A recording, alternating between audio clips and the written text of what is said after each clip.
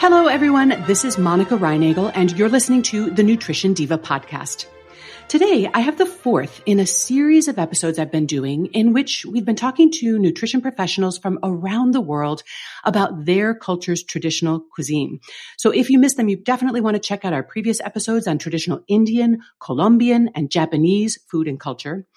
And thanks to all of you who have written in to suggest other countries and cuisines you'd like to explore. For example, Katie wrote, "I'm loving your series on the nutrition of different traditional cuisines around the world, and I'd love to learn more about Filipino cuisine. I lived in the Philippines for about a year, and I fell in love with the food.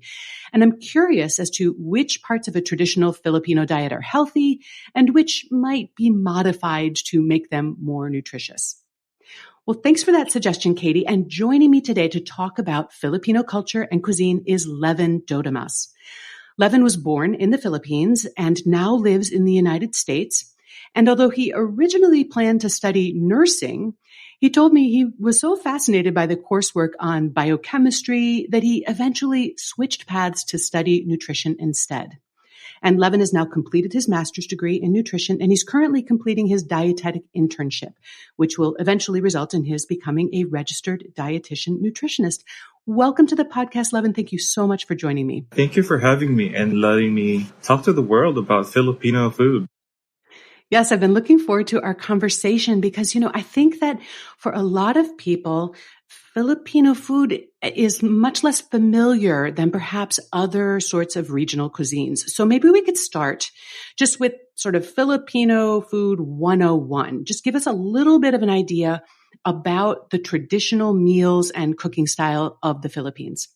Yeah, so every Filipino meal would have these two main parts. You will have the rice, because it is the staple, as with really most of Asia. And then we have what we call the ulam. So ulam is the general term for whatever is eaten with rice. This is usually a mix of like protein with, let's say, pork, chicken, and fish, and usually a variety of vegetables. It's not always just one vegetable. It's always a variety. There's always a mix. And we Filipinos, for some reason, we tend towards the salty, the sour, and the pungent, which I know kind of sounds odd, but it's actually really good once you've acquired a taste for it. Tell us a little bit about how neighboring cultures in Southeast Asia have influenced Filipino cuisine. So in the Philippines, one of the major Asian influences that we have is not actually from Southeast Asia. It's more Chinese. Because we, back in the day, and I'm talking, centuries earlier, we traded with the Chinese. The Chinese influence that you see in Filipino food, you see noodle dishes, stir fries, the use of soy sauce and fish sauce, and we also have some dumplings, really similar foods with really similar names between Filipino cuisine and Chinese cuisine. I think, for example, the sweet pork bun in Chinese, this is char siu bao. And in the Philippines, we call that siopao. Right? The Chinese have shumai. In the Philippines, we have siomai.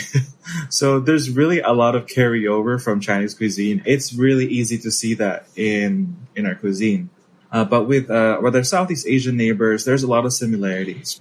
We use coconut milk. We use a lot of rice. So rice cakes are common as well. And we also use shrimp paste, which is kind of this fermented, ground up shrimp, and it's used as a seasoning.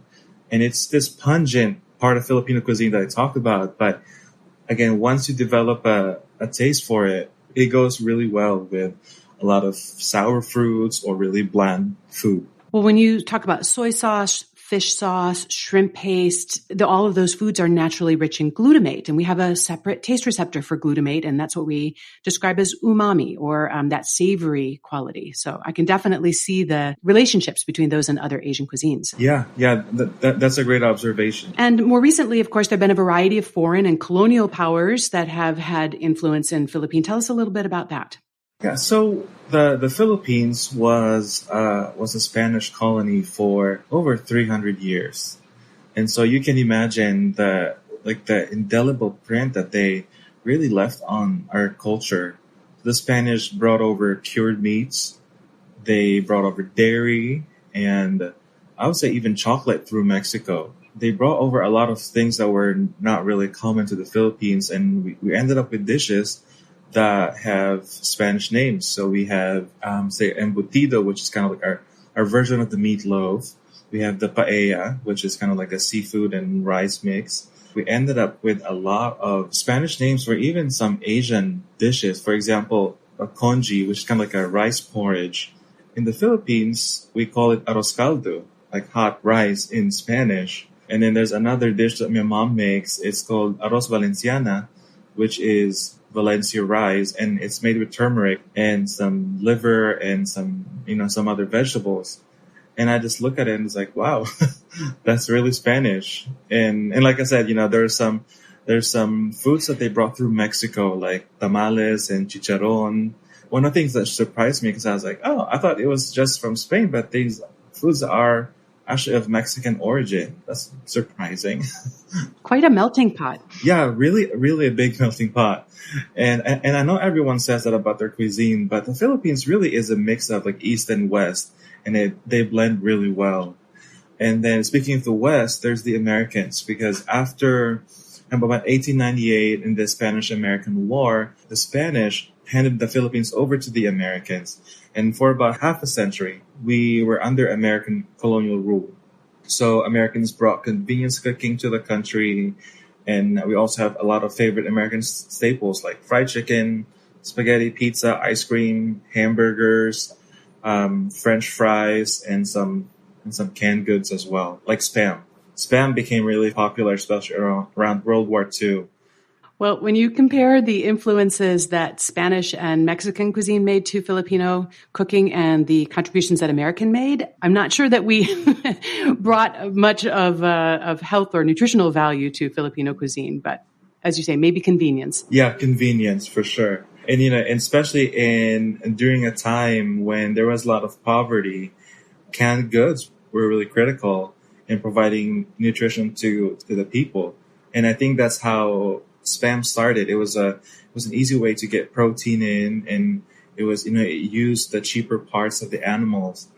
From I would say a malnutrition standpoint, that is actually better than having nothing. Absolutely. Yes. Context is everything.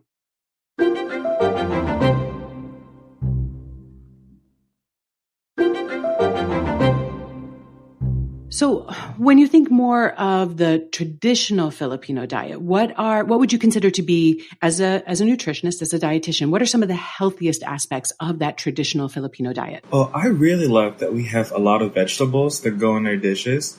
And like I said earlier, it's usually always a mix of different vegetables. So we have string beans, we have bitter melon, we have bottle gourd, we have carrots, bok choy, the water spinach, some squashes, and really a variety of vegetables. And this is very common in the Philippines to eat a lot of these vegetables because they're cheaper, and it is associated with a simpler life. And with a lot of Filipinos being poor and some that really can't afford a whole lot, vegetables really go a long way.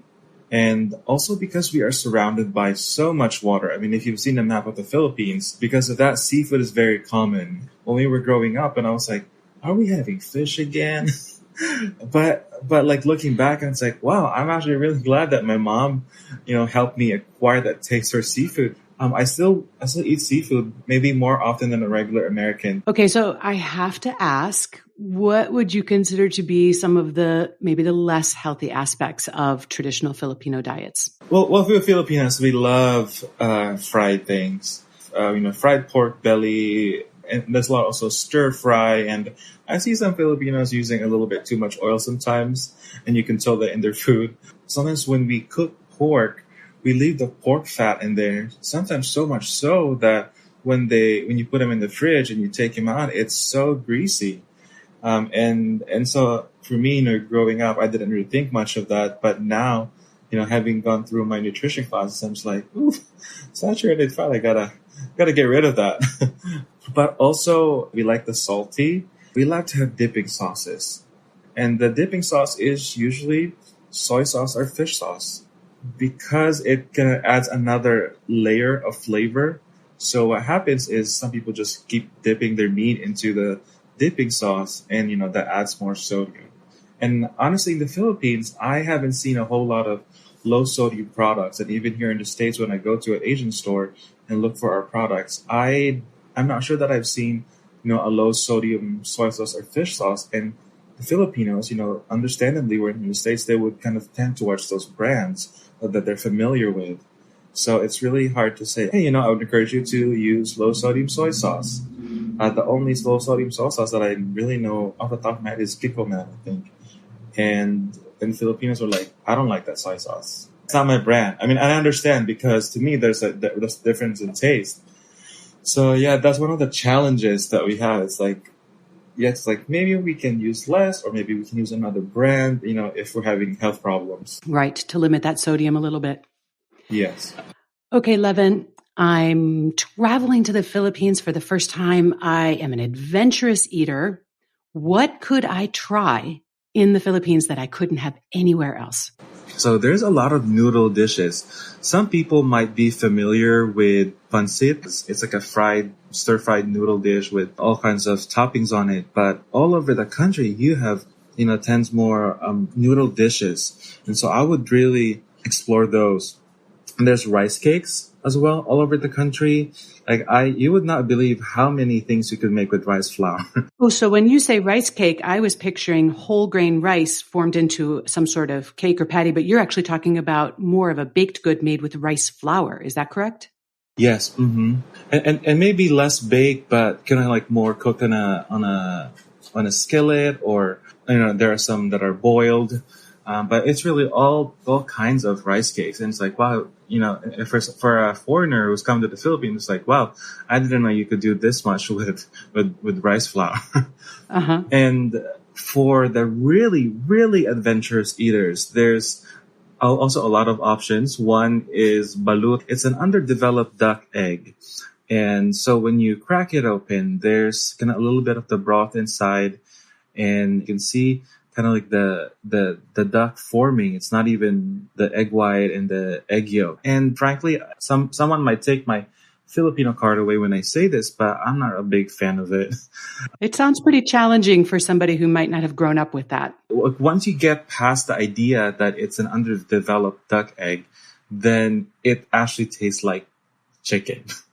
Like poultry. It's like nothing too wild about the flavor. I can understand why it's off-putting for some people. And we have street barbecue. So these people would sell their barbecues on the street. And while they have the regular, like muscle meats that they would sell, there's also a lot of other things that they put on the skewer. We have grilled intestines, which are my favorite. And I promise you, it's so good if they cook it well. There's coagulated blood. Which is actually, I was surprised, sweeter than I expected. I don't know what I was expecting at first. There's chicken heads, chicken feet, pork ears. So you can really see that, over time, we've really tried to use all parts of the animals. And there's this belief that, back in the day when the Spanish were in the Philippines, the Spanish would eat the main muscle, like the muscles of the animal, and they would throw away the innards. And the Filipinos would take that and make something out of it. And even though, it's like, oh, that's gross, why would you eat that? I think it's also a testament to the ingenuity of the Filipino people. Absolutely. And there's also something to be said, if we are going to use animals for food, to respect them by using them completely and not wasting. Yeah, absolutely. Well, I bet we've ignited some imagination and some curiosity among the listeners. So if people are interested in trying Filipino food, what's your best tip for seeking out and finding authentic Filipino food in the United States anyway? In the U.S., if you just Google Filipino food near me, then chances are, actually, if you're in a big city, then you will likely find a Filipino food restaurant. And it's almost always like a small family-owned restaurant, and it's likely very authentic. And I guess that's one upside to not having a very commercialized Filipino food. You can really get the authentic. I would really invite other people to try that out. And if you don't know what to order, ask the people that are working there. It's like, what's a good starter food for someone who's never had Filipino food before? And I can guarantee people that they'll be really surprised with the flavor profiles that they might find. Well, you've definitely inspired me to seek out a Filipino restaurant in my area, I'd love to try some of the things that we've been talking about today. And those are great tips on how to zero in on or how to order in a Filipino restaurant. So thank you so much for sharing your experience and your background with us, Levin. I really appreciate you coming on the show. Yeah, of course. I love Filipino food. As a future dietitian in the few months, I'm really excited to combine my knowledge of my culture and science to really help my people and help other people appreciate my own culture as well. My thanks to Levin Dotimas for joining me today, and thanks also to Katie for requesting today's topic. I learned a lot.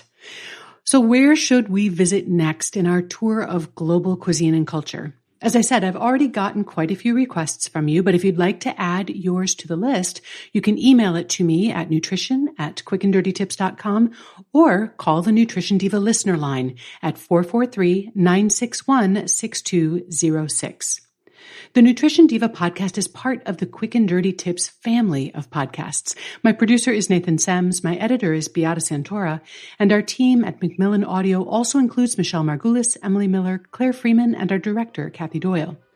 If you enjoy podcasts, please check out the other great shows in the Quick and Dirty Tips network. You'll find them all at quickanddirtytips.com. And please also check out my new podcast with Brock Armstrong. It's called The Change Academy, and we talk about designing and then creating the life you dream of. You'll find it wherever you listen. Thanks for listening today. Remember to eat something good for me.